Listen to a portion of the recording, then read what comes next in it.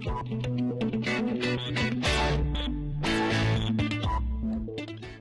Professor Thuli Madonsela, Chair of Social Justice at the University of Stellenbosch and founder of the Tumor Foundation. You're watching Risk Africa TV.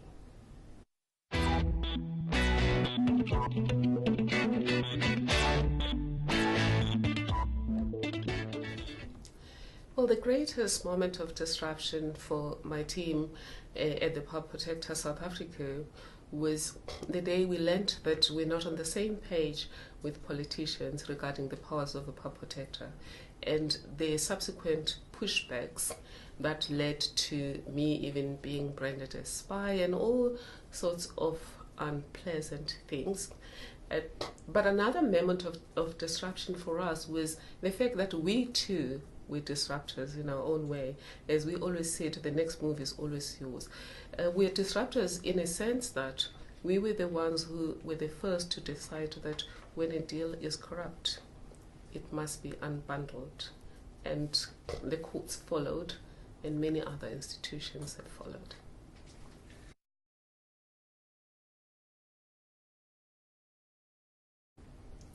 Well, currently we speak about an environment that is volatile, uncertain, complex, and full of ambiguities.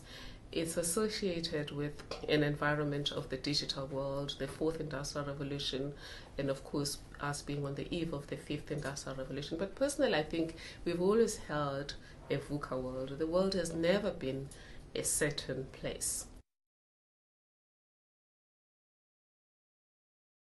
Sure. I would say that President Ramaphosa has been on the right track to the extent that he has sought to inspire hope, and he sought to galvanize the nation behind a single kind of vision for the country. But it is important that we get a more clearer picture of what kind of economy are we creating. For example, China made it clear to the rest of the world that it was going to be an export economy. And we felt that because in the last 8 years, we've been part of the world with China through its exports. And going forward, what kind of economy are we going to be? Because my concern in that regard is that we're going to get a lot of activity, but without necessarily progress. If every country is going to invest in our country, but they're investing in building maybe a whale, somebody's is investing in building a lion in their own country, and somebody's investing in building an elephant, and then we become a tail of that, an ear of that, a foot of that, instead of us deciding what are we building for ourselves. Are we building an elephant? If so, will China be the ear of our elephant? Will Germany be the foot of our elephant, and what will the UK be in the elephant that we're building?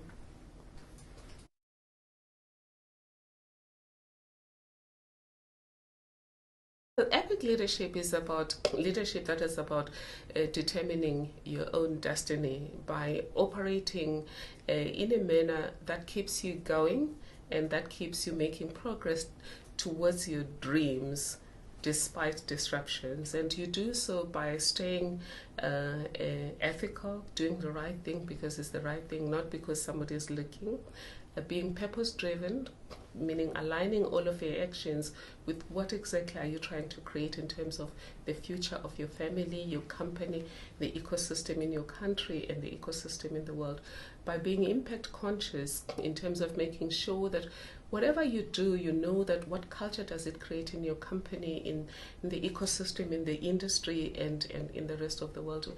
But lastly, commitment to serve, because when the environment is so volatile, the one thing that keeps you steady, the one thing that gives you hope is knowing what exactly are you trying to achieve and who are you serving beyond just getting money.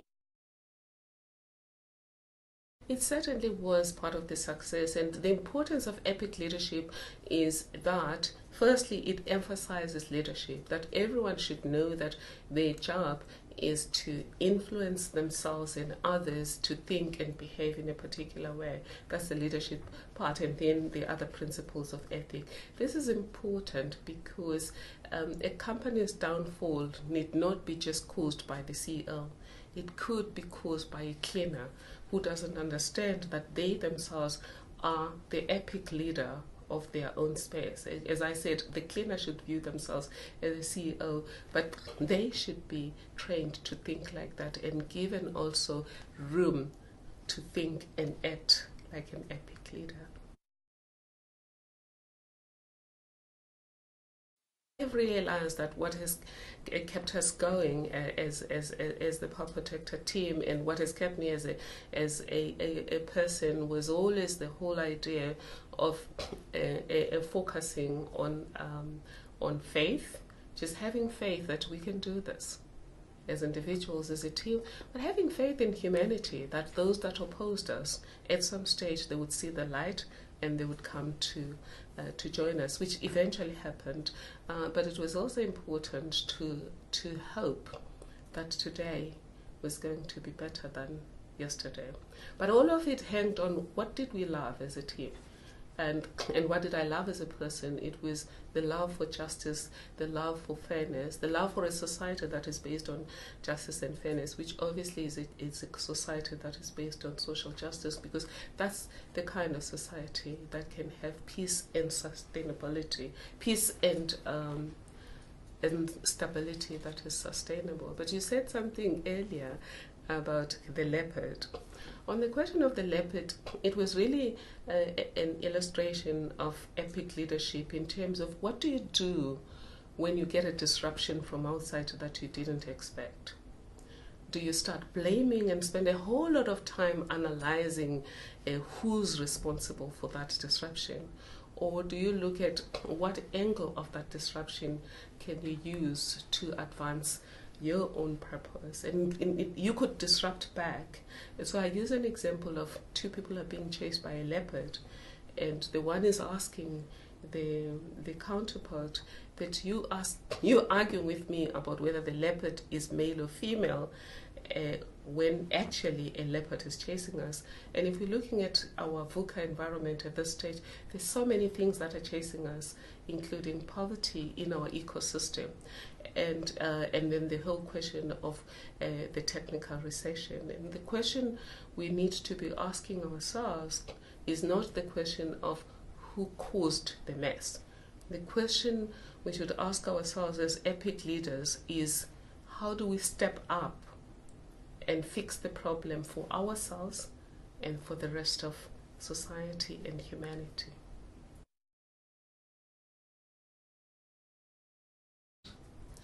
Well, I think I had two last messages. The one is, out of adversity, you get strength, depending on how you respond to the adversity. If you respond as a leader instead of as a victim, or you respond with hope instead of fear, you can grow from it. And I quoted Mulan, a Disney movie, where at one stage the father says to Mulan, the flower that grows in adversity is the rarest and most beautiful of them all. But also I said to the colleagues that every generation has an opportunity and responsibility to make the next chapter of its nation a better one. It is our time to do so, and let's do this.